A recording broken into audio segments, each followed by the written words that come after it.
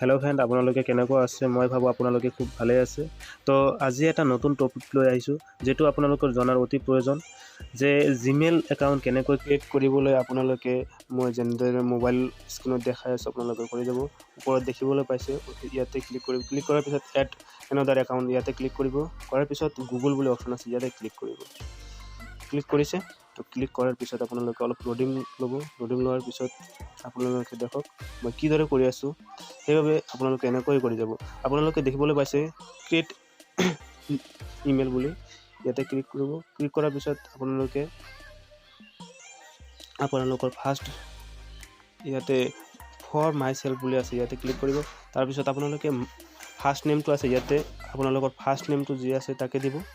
আপোনালোকৰ যদি last name বা মিডিল নেম থাকে, তাতে ইয়াতে অপশ্যনটো আছে শূন্য নেম বুলি, ইয়াতে ক্লিক কৰিব। তাৰপিছত নেক্সট অপশ্যনটো আপোনালোকে দেখিবলৈ পাইছে, ইয়াতে ক্লিক কৰিব।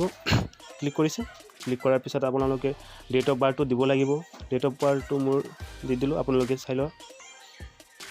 তো আপোনালোকৰ ডেট অফ বাৰ্থটো দিয়াৰ পিছত আপোনালোকে জেণ্ডাৰটো ক্লিক কৰিব লাগিব। জেণ্ডাৰটো ক্লিক কৰিব। জেণ্ডাৰ যদি ক্লিক কৰা হৈছে, আপোনালোকে জেণ্ডাৰ ক্লিক কৰাৰ পিছত নেক্সট এটা অপশ্যন দেখিবলৈ পাইছে, ইয়াতে ক্লিক কৰিব।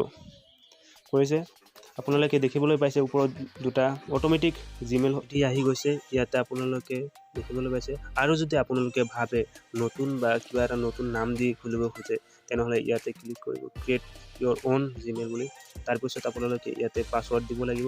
পাছৱৰ্ডটো আপোনালোকে অলপ হাৰ্ড দিব, যেনেকৈ এলফাবেটৰ কেপিটেল আৰু স্মল আৰু এট আৰু 1 2 3 যি এটা নম্বৰ ভাবে আপোনালোকে দি দিব।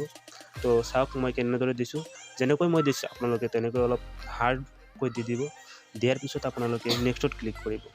নেক্সট ক্লিক কৰাৰ পিছত আপোনালোকে তললৈ দেখিবলৈ পাব যে য়েছ আই এম ইন, ইয়াতে ক্লিক কৰিব। ক্লিক কৰাৰ পিছত আপোনালোকে দেখিবলৈ পাইছে মোৰ জিমেইল আইডিটো ক্ৰিয়েট হৈ গৈছে। ক্ৰিয়েট হোৱাৰ পিছত আপোনালোকে নেক্সটত ক্লিক কৰিব। ক্লিক কৰাৰ পিছত আপোনালোকে তলত দেখিবলৈ পাইছে আই এগ্ৰি, মানে মোৰ আইডিটো হৈ গৈছে। তো আই এগ্ৰিত ক্লিক কৰি দিলোঁ। তো আপোনালোকে দেখিবলৈ পাইছে মোৰ আইডিটো হৈ গৈছে।